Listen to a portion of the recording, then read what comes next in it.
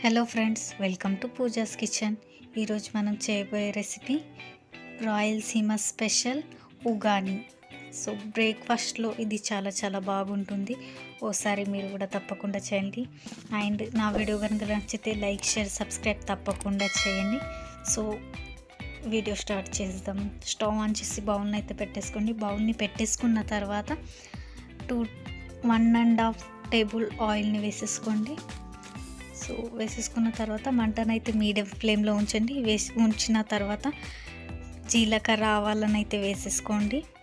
So జీలకర్ర ఆవాలు వేసేసుకున్న తర్వాత ఆనియన్స్ వేసేసుకోండి. కట్ చేసి ఉంచుకున్న ఆనియన్స్ అండ్ పచ్చిమిర్చిని కూడా వేసేసుకోండి. సో వేసేసుకున్న తర్వాత బాగా కలపండి. కలిపిన తర్వాత శనగపప్పుని కూడా వేసేసుకోండి. సో బాగా మిక్స్ చేసేసుకోండి. మిక్స్ చేసుకున్న తర్వాత 1 టేబుల్ స్పూన్ అల్లం వెల్లుల్లి పేస్ట్ వేసేసుకోండి. సో వేసేసుకున్న తర్వాత కరివేపాకుని వేసేసుకోండి. వేసేసుకున్న తర్వాత బాగా మిక్స్ చేసేసుకోండి. సో ఈ విధంగా బాగా కలపండి. కలిపిన తర్వాత ఉగానిని మా సైడ్ అయితే సుశీల అంటారు. అండ్ చిటికెడంత పసుపుని వేసేసుకోండి. అండ్ తగినంత ఉప్పుని వేసేసుకోండి. సో కారం వేయాల్సిన అవసరం లేదు, ఎందుకంటే పచ్చిమిర్చి కట్ చేసి వేసేసుకున్నాం కావున. సో మిక్స్ చేసేసుకోండి. బాగా ఈ విధంగా కలపండి.